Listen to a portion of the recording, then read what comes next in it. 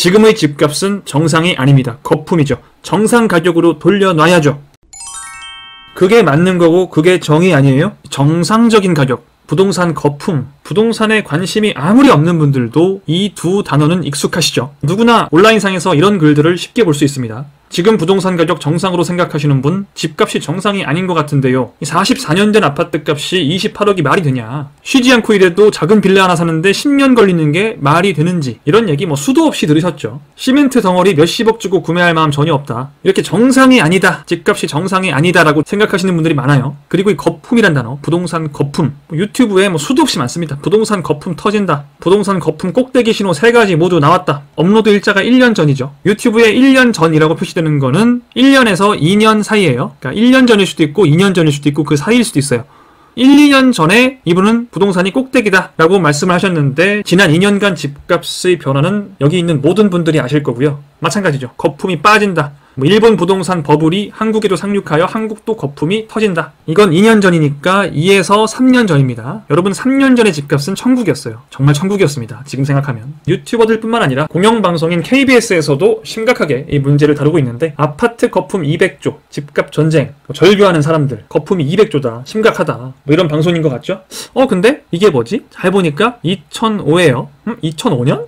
네, 이 프로그램은 2005년 촬영한 KBS 다큐멘터리고요.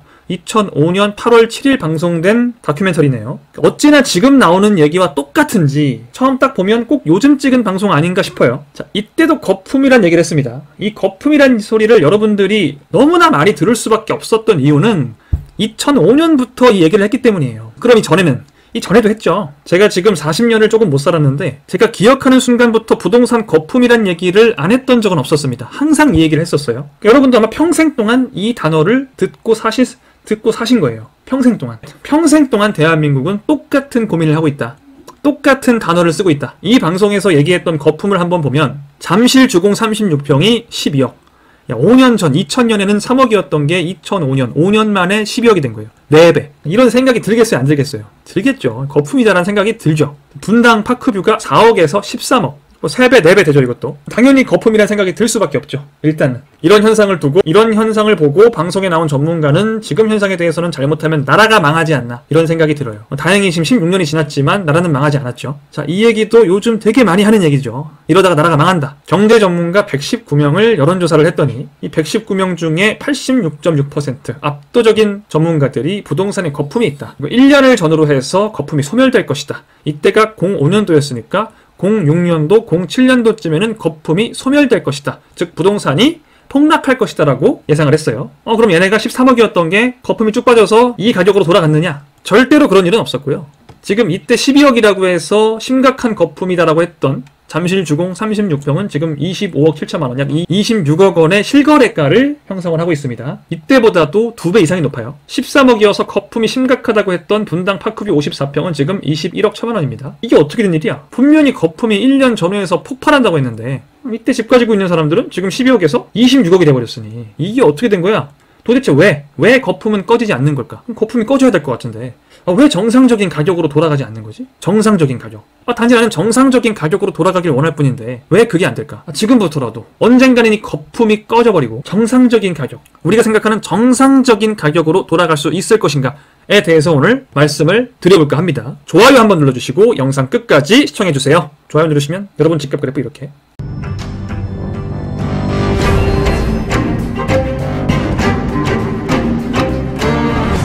네, 안녕하세요. 모두의 부동산입니다. 지금 보시는 이 아파트, 트리마제. 아시는 분들은 많이 아시죠? 서울 성동구고요. 이 단지가 그토록 유명한 이유는 우리나라 부동산의 필승 공식 1번 한강, 2번 서울숲을 양옆에 딱 끼고 있단 말이에요. 얘가 지금 30억이에요. 아니, 아무리 한강 조망이 있고 숲세권이라는 프리미엄이 있지만 이 콘크리트 집 따위 하나에 30억을 지불한다? 말이 돼, 이게? 자, 그럼 여러분 지금부터 생각을 좀 해볼게요. 그럼 이 트리마제가 얼마가 되면 정상가일까요? 여러분이 정상이라고 생각하시는 가격은 얼마예요? 이 30억이 정상이라고 생각하시는 사람도 있을 거고, 25억이다, 20억이다, 15억은 돼야 된다, 10억이어야 된다, 아니다, 이런 콘크리트 건물 따위가 1억이면 충분하다 라고 생각하시는 분들 모두 여기 계실 겁니다. 모두. 내가 어디에 해당하시는지를 보세요. 그리고 친구한테 물어보세요. 절대 똑같지가 않아요. 모든 사람이 생각하는 정상가가 다 주관적입니다. 그리고 잘 관찰을 해보시면 자산이 많을수록, 소득이 높을수록 이 사람이 생각하는 정상가는 높아요. 내가 자산이 적고 소득이 적으면 이 30억은 말이 안 돼요. 아니 아무리 좋은 뭐 그냥 어떤 아파트를 가져와도 30억은 말이 안 된다. 아파트 따위가 무슨 30억이야 라고 얘기를 해요. 근데 경제적인 여유가 있고 소득이 높으신 분들은 뭐 그럴 수 있지 라고 생각을 하시죠. 즉 이 정상가라는 건 내 기준이에요. 내 기준. 나와 내 주변 사람들이라고 보시면 될 것 같아요. 내 주변 사람들도 대부분 나와 비슷합니다. 뭔가 나와 큰 경제적인 차이가 있는 것 같지만 사실은 거의 다 비슷비슷한 사람들끼리 어울리게 되어 있습니다. 원래 여러분 뭐 빌 게이츠나 뭐 이재용 부회장님이나 이런 분들 아세요? 절대 알 수가 없고 여러분들 만날 일도 없어요. 사실 여러분들 주변엔 여러분과 비슷한 분들이 많습니다. 누군가는 분명히 이 집을 30억을 주고 사요. 현금으로. 이 사람들은 미친놈들인가? 불쌍하게 호구 물린 사람들인가? 이런 생각을 하죠. 자, 여러분 잠깐 부동산이 아닌 뭐 다른 물건들 얘기를 해볼게요. 여기 구찌 가방이 하나 있어요. 뭐 참고로 저는 이런 가방을 절대 사지 않습니다. 저는 10억짜리 집은 사도 310만원짜리 가방은 사지 않아요. 제 기준에 이건 미친 짓이에요. 제가 아마 이 영상을 보시는 대부분의 구독자님들보다 소득이 높을 겁니다. 높을 건데도 그럼에도 불구하고 저는 이 가방을 사는 건 미친 짓이라고 생각을 해요. 아니 무슨 이 가방 따위를 300만원을 주고 사? 라는 생각을 저마저도 합니다. 이 옆에는 샤넬 가방이 나오죠. 630만원, 850만원, 360만원. 정상이에요 이거? 정상이 아니에요. 우리가 보기엔 정상이 아니에요. 제가 보기에도 정상이 아닙니다. 근데 구찌 매장 가보시면 이 줄 보이세요? 이건 샤넬 매장 줄이에요. 매장에 들어가고 싶은데 줄을 서야 돼요. 맛집도 아니고 그냥 매장인데 여러분이 보기엔 정상이 아닌 것 같은데 내가 때려 죽여도 안 살 것 같은데 이걸 사려고 지금 수백 명이 줄을 서요. 자기 시간을 들여서. 이게 어떻게 된 일이야? 자, 다음은 롤렉스. 시계 하나에 지금 300만원도 아니고 3천만원이에요. 여러분 시계 하나에 3천만원이 말이 돼요? 말이 안 되죠. 근데 여러분 이 롤렉스 매장 한번 들어가려면 웨이팅이 102번까지 있어요. 예상 대기 시간은 약 3시간. 3시간도 아니고 이분은 4시간을 기다려서 입장을 했다. 정말 가혹하더라고요. 이렇게까지 기다리면서 롤렉스를 사야 되나? 뭐 요즘은 이 시계로 뭐 재테크도 한다던데. 뭐 재테크를 위해서인지 자기가 차려고 하는 건지 모르겠지만 롤렉스는 진짜 싼 시계도 1000만원입니다. 수천만원짜리 시계를 사는데 웨이팅이 100명이 넘는다. 이걸 지금 몇천만원짜리 도저히 이해 안 가는 이 시계를 사려고 수백 명이 대기를 하고 있다. 그 매장 하나에서만. 수요자가 얼마나 많다는 겁니까 지금. 더 좀 친숙한 예로 이제 얘는 하도 많아서 친숙해요. 벤츠. 한 10년 전만 해도 벤츠를 타면 부자였습니다. 근데 이제는 어때요? 좀 흔하죠 벤츠가. 뭐 서울 사시는 분들은 도로에 나가면 항상 보이죠. 그도 그럴 것이 우리 한국이요 벤츠를 가장 많이 사는 나라 5위예요 5위. 한 해 동안 거의 8만 대의 벤츠가 팔렸습니다. 한국에서. 중국이 1위, 미국, 독일, 영국, 한국 순인데 인구 대비로 하면 중국이나 미국보다 우리가 많은 거예요 사실. 이러니 벤츠가 많이 보이죠. 여기 벤츠가 뭐 되게 싼가? 뭐 소나타랑 비슷한가? 비싸요. E클래스라는 모델, 뭐 한 중형차로 보시면 되는데 얘가 제일 싼 모델이 6천만원대 중반, 뭐 좀 괜찮다는 모델은 1억이에요 이런 차가 7만 8천 대가 팔렸다는 거예요. 2014년 3만 5천, 2015년 4만 6천, 2016년 5만 6천, 2017년 6만 8천, 2018년 7만, 2019년 7만 8천. 무려 전년도에 비해서도 10%나 성장을 했다. 지금은 당연히 8만 대를 넘었겠죠. 연간 10%씩 성장을 한다. 판매량이. 아니 왜 굳이 차를, 저는 개인적으로 여러분이 월급을 받으시는 분들이라면 절대로 이 차를 타면 안 된다고 생각해요. 실제로 월급쟁이들이 이 차를 타는 경우는 그렇게 많지 않죠. 대부분 억대가 넘어가는 연봉을 받거나 사업을 하시는 분들이 많이 탈 거예요. 근데 이 차를 타는 사람이 한 해에 지금 7만 8만이다. 지금 몇십만 명이 벌써 이 차를 타고 있다는 거 아니에요. 도저히 이해할 수가 없죠. 자, 벤츠뿐일까요? BMW도 뭐 5만 8천 대, 아우디 2만 5천, 렉서스 8,900대. 제일 신기한 건 포르쉐가 거의 8천 대가 팔려요. 한 해. 얘는 정말 슈퍼카란 말이죠. 기본적으로 억대가 넘어가는 차인데 한 해에 8,000명. 지금은 거의 한 10,000명 되지 않을까요? 거의 한 해에 1만 명이 되는 사람들이 이 포르쉐를 지금 사고 있습니다. 미쳤죠 거의. 나는 도저히 이해가 안 가는데 이게 나는 이해가 안 가는 거예요. 나라서 이해가 안 가는 겁니다. 내 기준에서는 정상이 아닌 거예요. 내 기준에서는 가방 1000쪼가리 하나에 300만원, 뭐 600만원, 시계 하나에 3천만원? 이게 말이 안 되는 것 같은데요? 근데 누군가는 말하죠. 내가 봤을 때는 전혀 안 그래. 너무 싸. 3천만원 너무 적당해. 라고 얘기하는 사람이 이 매장 하나에 102명이 있어요. 벤츠 1억원 너무 저렴해. 아니 왜 이 뭐 특별할 것도 없어 보이는 차를 1억을 주고 사는 거야. 월급이 300, 400인데 왜 1억 주고 이 차를 사는 거야? 다 카푸어들이야? 아닙니다 여러분. 아닙니다. 이게 내가 봤을 때 잘못된 거지 누군가에겐 정상인 거예요. 여러분도 그렇죠? 뭐 약간 귀여운 예를 들어보자면 이 아이폰이 있어요. 이 사과예요. 이 아이폰을 누군가는 200만 원을 주고 사죠. 근데 또 많은 사람들이 왜 일단 스마트폰 하나에 200만 원을 주고 사느냐, 가성비가 좋은 폰을 사라라고 또 설교를 합니다.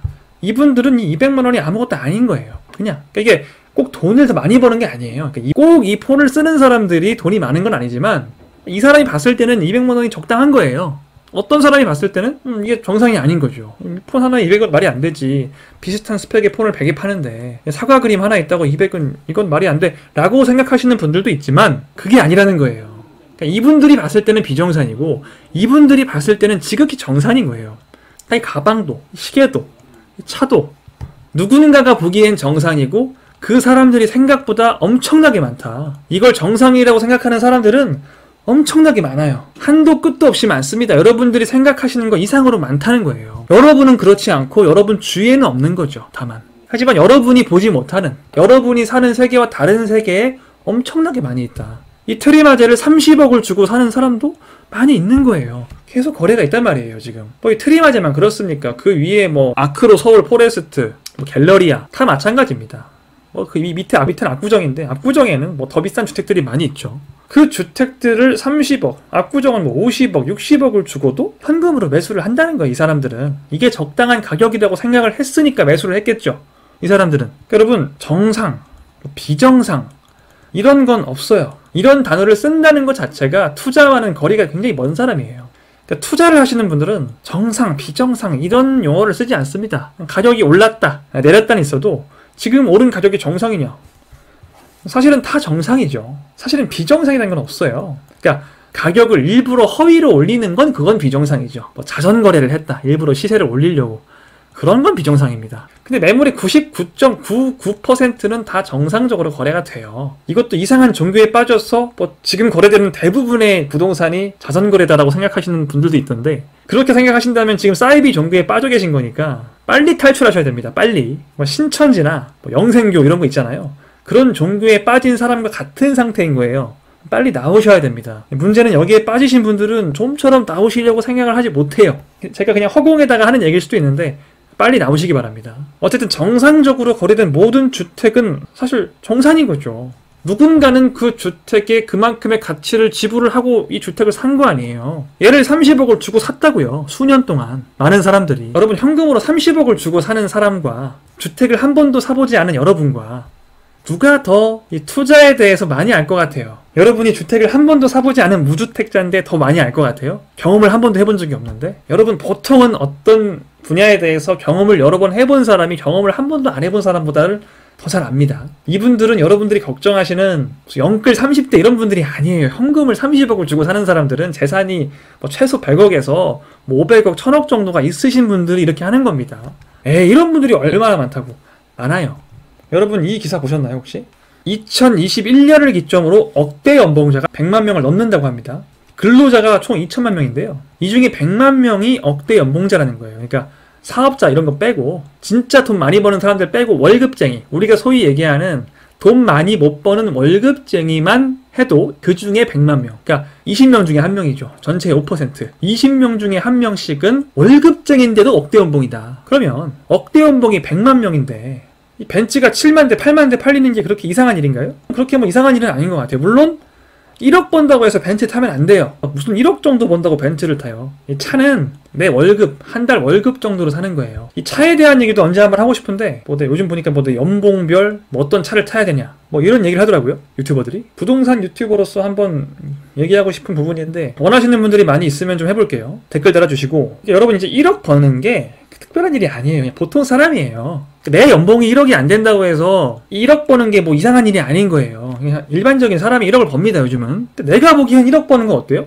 되게 많이 버는 거죠. 그러니까 내 월급이 300, 200이라고 해서 남의 월급도 똑같은 게 아니에요. 억대 연봉이 이렇게 많습니다. 전체의 5%가 억대 연봉이고, 그러면 1% 안에 드는 분들은 몇 억을 벌겠어요. 요즘 판교에는 3억, 4억씩 버는 분들이 수두룩해요. 월급쟁이가. 사업가 말고 월급쟁이가. 이런 말 하면 믿기지 않겠지만 제가 아는 분들은 많습니다. 그러니까 여러분 주위에 이런 분들이 없다면 이미 여러분이 그렇게 형성이 된 사회에 들어가 있는 거기 때문에 좀 사람을 다양하게 만날 필요가 있어요. 좀 잘 사는 사람들도 만나봐야 돼요. 보통 부자랑 가깝게 지내야 부자가 됩니다. 내 주위에 다 서민들만 있으면 보통은 내가 서민일 수밖에 없어요. 보통 그래요. 마인드 자체가 형성이 그런 식으로 되기 때문에. 이 100만 명이라는 수치는 월급쟁이고요. 사실 사업가나 진짜 돈을 버는 사람들은 이 100만 명 외에 따로 있죠. 그런 분들한테는 연소득 1억은 좌절이에요, 좌절. 요즘 여러분 IT 스타트업이 진짜 잘 나갑니다. 물론 잘 안 되는 곳들도 있지만 예전에 비해서 확실히 성공률이 올라가고 있고, 이 한 번 잘 되면은 이 창업자들은 6, 7명이 공동으로 이렇게 창업을 한다고 하면 이 사람들이 10억 버는 거는 정말 아무것도 아니에요. 이 IT 산업이 뜨기 시작하면서 실흥 부자들이 엄청나게 많이 생기고 있어요. 이런 분야는 우리가 잘 모른다고 해도 여러분들이 쉽게 볼 수 있는 엄청나게 성공하신 유튜버죠. 저도 몇 번 방송을 봤는데 한번 만나 뵙고 싶은 그런 분이에요. 이분이 유튜버 수익 순위 탑 50에 든다고 해요. 월 추정 수익이 1억 3,200만 원이다. 지금은 더 높을 것 같은데요. 요즘 조회수가 잘 나가서. 그러니까 이런 분들은 일단 유튜브 하나로만, 광고 이런 거 빼고 유튜브 하나로만 연 한 15억 이상을 버는 거죠. 이런 분들이 엄청나게 많아요. 자, 유튜브들이 첫 소득 신고를 했더니 상위 10%가 연 2억을 넘게 벌더라. 상위 1%도 아니고 상위 10%가 2억을 넘게 벌더라.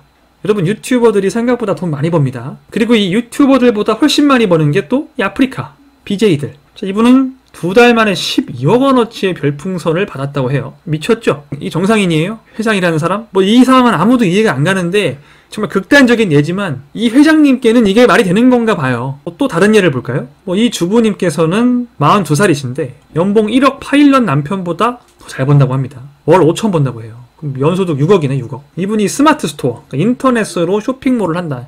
인터넷으로 뭔가 이렇게 파시는 분인 것 같은데, 이런 분들의 사연이 알려지면서 우리 신사임당님의 스마트 스토어로 월 100만 원 만들기, 이런 강의가 굉장히 또 인기가 많다고 해요. 이렇게 많은 돈을 버시는 분들도 되게 많아지고 있어요. 이제는 이제 1인 기업이라고 해야 되나요? 혼자서 높은 수익을 창출하시는 분들이 되게 많아지고 있어요. 지금 신사임당님도 그냥 투자 수익 말고 그냥 내가 일을 해서 버는 소득만 한 달에 1억 8천이라고 유퀴즈에서 밝힌 이력이 있죠. 그러니까 이게 뭐냐면은 돈을 많이 버는 사람들이 되게 많아지고 있어요. 거기에다가 비트코인으로 대박친 사람들이 또 엄청 많습니다. 그냥 월급쟁이인데 400억을 벌었다. 400억 벌고 회사를 떠났다. 작년 같은 경우에는 테슬라 주식이 1000%가 올라서 100%도 아니고 1000%. 이걸로 인생 역전하신 분들도 있고요. 그러니까 부자들이 지금 엄청 많아지고 있어요. 부자들이. 소득 격차도 점점 벌어지고 있죠. 소득 상위 10%는 점점 소득이 많아지고 있어요. 계속 신흥 부자들이 생기니까 평균을 올리는 거죠. 위에서는. 근데 밑에는 어때요? 오히려 내려가요, 지금. 2015년보다 2018년이 소득이 낮아요. 지금은 이 일자리마저 없죠. 알바 하나 구하려면 경쟁률이 100대 1이고 이런 시대인데, 그러니까 이 사이에 여러분 보통 이 정도에 있을 거예요. 보통 대부분 요 사이, 여기에서 요 사이 정도에 있으실 것 같아요. 이분들의 소득은 큰 변화가 없어요. 일반적으로 월급을 받으시는 분들은 큰 소득의 변화가 없습니다. 근데 위에 층은, 이 위에는 큰 변화가 있어요, 지금. 그리고 이 중에서도 더 상위권에 드시는 분들은 엄청난 소득의 상승이 있다는 거예요. 그리고 여기 있던 분이 갑자기 이렇게 되는 경우도 있고,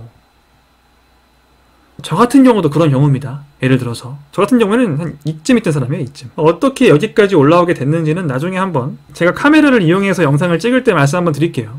여러분은 내 기준에서의 정상가를 생각하면 안 돼요. 내 기준에서는 비정상이지만 다른 사람한테는 지극히 정상인 경우가 허다합니다. 모든 가격을 내 기준에서 생각하면 안 맞는 거예요. 근데 이 위에 있는 사람들은 합당한데 하면 사는 거예요. 내가 보기엔 비정상인데. 그러니까 내 기준으로 세상을 보지 마라. 항상 나보다 부유한 사람들 입장에서 생각을 해야 돼요. 이러려면 내 주위에 나보다 부유한 사람들이 많아야 합니다. 사람은 기본적으로 나보다 부유한 사람과 어울리기가 싫어요. 보통. 나만 혼자 서민이고 다 잘 사는 사람들이 주변에 있으면 상대적인 박탈감을 느끼기 때문에 어쩌다 보니 보통은 거의 비슷비슷한 사람들끼리 친해지게 되고 어떤 공동체를 형성하게 돼요. 하지만 여러분들 일부러라도 좀 부유하신, 나보다는 좀 잘 사는, 뭔가 성공을 한 그런 사람들과 친해지려고 노력할 필요가 있어요. 그래서 그런 사람들의 마인드는 어떤지, 그런 사람들은 어떻게 세상을 보고 어떤 가격대가 정상이라고 생각하는지를 한번 보셔야 돼요. 이 주택이라는 건 기본적으로 부유한 사람들이 관심 가지는 주택이 가치가 있는 거예요. 부유한 사람들이 관심을 가지는. 이 부유한 사람들은 30억, 40억이 그렇게 큰 돈이 아니니까. 이분들한테는. 이분들은 내가 이 사람들이 좋다고 생각하는 주택에는 30억, 40억을 그냥 쓸 수 있다는 거예요. 그리고 이런 사람들은 엄청나게 많습니다, 여러분. 에이, 무슨 소리야. 그래도 30억, 40억을 쓸 수 있는 사람은 거의 없지. 많습니다, 여러분. 정말로. 여러분이 주변에 이런 사람이 한 명도 없다면 그건 조금 문제가 있어요. 인간관계가 협소하다는 거죠. 이런 분들께 트리마제, 너무 좋아. 한강도 있고 서울숲도 있어. 내 수중에 200억이 있는데 30억 정도는 나는 쓰고 살 수 있어. 그러니까 삶의 질이 높은 사람들은 30억이든 40억이든 내고 내가 살고 싶은 곳, 한강이 보이고 서울숲에서 아침 운동할 수 있는 곳을 원하는 거예요, 그냥. 이분들은 지극히 정상이에요. 재산이 몇백억인데. 여러분의 기준으로 생각을 하시면 안 돼요. 내 기준에서 생각을 하면은 다 이해가 안 가죠. 이 1억짜리 차도, 이 8,000명이나 구매한다는 포르쉐도, 이 3,000만원짜리 시계도, 300만원짜리 구찌 가방도 이해가 안 가는 거죠. 근데 여러분, 이런 가방이나 요즘은 뭐 시계로 재테크한다고 하기도 하지만 전 잘 모르겠고요. 기본적으로 이런 것들은 다 소모품입니다. 특히 차, 이거는 완전 소모품이죠. 이거 1억 주고 사도 몇 년 지나면 5천, 6천이에요. 근데 이런 소모품 따위에도 1억 원을 쓰는데 여러분, 이 집은 사두면 오른단 말이에요. 이게 감가상각이라는 게 존재하지 않아요. 주택은 엄밀히 말하면 주택에는 감가상각이 있지만 이 토지 가격이 계속 올라가기 때문에 토지 가격의 상승이 주택의 감가를 상쇄하고도 남는 거죠. 이제 이런 경우는 포르쉐도 2억 주고 사는데 뭐 집이 15억인 게 그렇게 잘못된 일인가? 저는 그렇게 생각이 들어요. 저도 주택이 없고 투자에 관심이 없고 빈민일 때는 이 집이 10억이라는 게 정말 이해가 안 갔었어요. 어떻게 10억을 주고 집을 살 수가 있어? 뭔가 잘못된 것 같은데 뭐 기레기들과 이 투기꾼들의 합작으로 집값을 올리는 건가 하는 생각을 오래전에 했지만 지금은 이 가격이 사실 정상적이라고 보여요. 저는 여러분의 관점이 아닌 부유한 사람들이 관심 가지는 주택이 뭔지를 봐라. 그 주택은 한도 끝도 없이 오를 겁니다. 그 주택만큼은.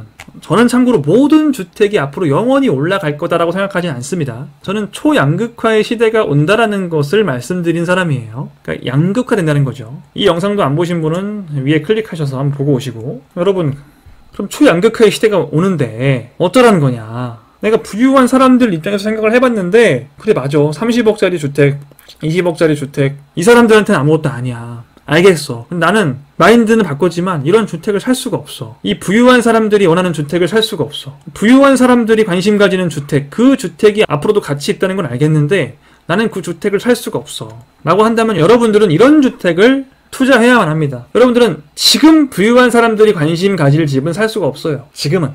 그러니까 현재는 부유한 사람들이 관심이 없을 만한 집, 즉 저렴한 집을 사서 이게 나중에 미래에 언젠가는 부유한 사람들이 관심 가질 만한 집으로 바뀌는, 저 트리마제와 같이 부유한 사람들이 좋아할 만한 조건을 모두 갖추게 되는 그런 집으로 바뀌는, 이게 투자입니다. 이게. 자, 여러분, 이런 주택을 보면 기본적으로 그렇게 내가 막 살고 싶지 않아요. 좀 신축에 살고 싶죠, 여러분. 근데 여러분은 이런 주택을 사야 돼요. 현재는 낡고 교통도 불편하고 상권도 막 없어요. 잘 되는 게 하나도 없어요. 이런 곳을 여러분 사셔야 돼요. 왜냐? 이런 곳은 싸니까. 여러분이 돈이 없으면 이런 곳을 사셔야 돼요. 다만 이곳이 계속 이 상태면 돼야 안 돼요? 안 되죠. 계속 이 상태인 곳이 아니라 지금은 이렇지만 결국엔 이렇게 되는 곳이 있어요. 현재는 낡았지만 결국엔 신축으로 바뀌는 곳. 현재는 교통이 매우 불편하지만 결국엔 교통이 매우 좋아지는 곳. 지금은 상권이 없지만 앞으로 상권이 많아지는 곳. 이게 투자입니다. 지금은 낡은 집인데 신축이 된다? 이건 재건축이잖아요. 제가 재건축 후보지를 여러 번 강조를 했었죠. 그러면서 지금은 교통수단이 애매하지만 교통 호재가 있는 곳들. 그럼 교통이 편리해지는 거 아니에요. 지금은 교통이 불편해도 미래엔 교통이 편리해진다. 일자리 호재 같은 게 있다면 또 뭐 상권도 발달하고 교통도 더 편리해지겠죠.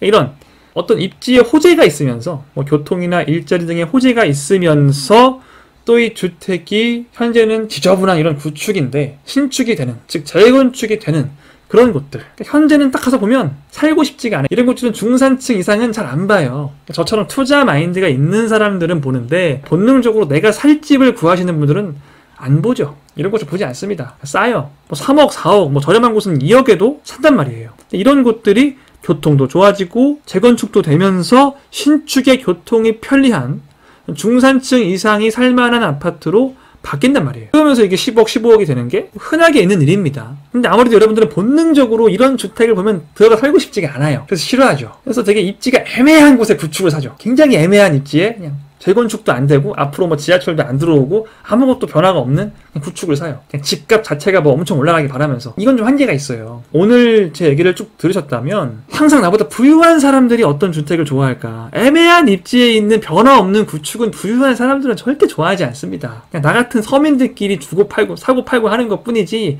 영원히 이 수요자가 바뀌지 않아요. 근데 이런 주택은 현재는 나 같은 서민들이 살 수 있는 가격이지만 미래에는 나 같은 서민들은 꿈도 못 꾸는 가격이 된단 말이에요. 즉 가격이 급격히 상승할 수 있다는 거죠. 그러니까 항상 나보다 부유한 사람들 입장에서의 세상을 봐야 되고 나보다 부유한 사람들 입장에선 어떤 투자를 하고 싶을까, 어떤 집을 사고 싶을까를 항상 생각을 해야 됩니다. 내 입장에서가 아니라. 그래야 여러분 이런 좋은 투자를 할 수가 있는 거예요. 부유한 사람들이 어떻게 생각하는지를 알고 그들이 원하는 물건을 미리 가지고 있어야 된다는 거예요. 그들이 미래에 원하게 될 물건을 내가 미리 가지고 있는다, 쌀 때. 그게 투자예요. 그래서 부동산 투자는 공부를 하면 잘 할 수 있는 거예요, 여러분.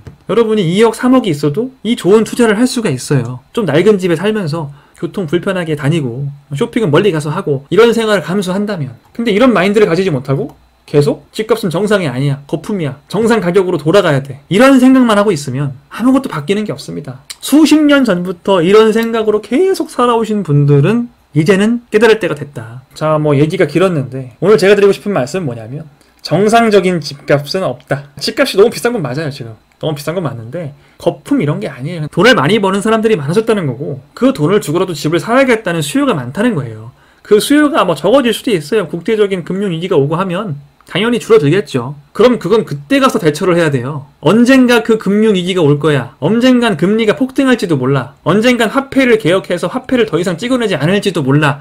이러면서 수십 년을 기다리는 거는 바보짓이죠. 그 누구도 현금을 틀어지고 부자가 된 사람은 없습니다. 세상에 있는 모든 부자들은 국적을 불문하고 현금을 모아서 부자가 된 사례는 한 건도 없어요. 없습니다. 누구나 투자를 통해서 부자가 되는 거예요. 누구나. 사업을 하시는 분들도 마찬가지입니다. 일론 머스크 형님도 테슬라로 번 돈보다 비트코인으로 번 돈이 더 많다고 하죠. 하물며 여러분은 어떻겠어요? 이 두 단어에 현혹돼서 인생을 망치지 마십시오. 뭔가의 가격이 비정상이라는 생각이 든다면, 정상이 아닌데 하는 생각이 든다면 이건 단지 내 기준이 아닐까 하는 생각을 해보세요. 다른 사람들은 어떤 생활을 하는지도 보시고요. 진심으로 내 입장에서나 비정상인 거지 다른 사람 입장에서는 지극히 정상이다. 아마 오늘 영상에도 폭락론자 여러분들께서 오셔서 많은 댓글을 달아주실 것으로 예상이 되는데 저는 그분들이 그 사이비 종교에서 빨리 나오시기를 바랍니다. 마지막으로 여러분, 혹시나 해서 말씀드리는데 여러분 자산이 20억을 넘거나 여러분 소득이 월 2억에서 3억 정도를 넘지 않으시면 이런 300만원짜리 구찌, 3천만원짜리 롤렉스, 1억 원이 넘는 차들 사지 마세요. 특히 이 트리마제가 30억인 게 말이 안 된다고 생각하시는 분들이 이 집도 살 능력이 안 되면서 수백만원짜리 가방, 수천만원짜리 시계, 억대의 차를 탄다? 정말 바보 같은 짓입니다. 정말 바보 같은 짓이에요. 이 말씀으로 영상을 마치겠습니다. 구독 안 하신 분들 이번 기회에 구독을 한번 해보시면 더 좋은 얘기 많이 해드릴게요. 지금까지 모두의 부동산이었습니다. 여러분 다음 시간에 만나요. 안녕.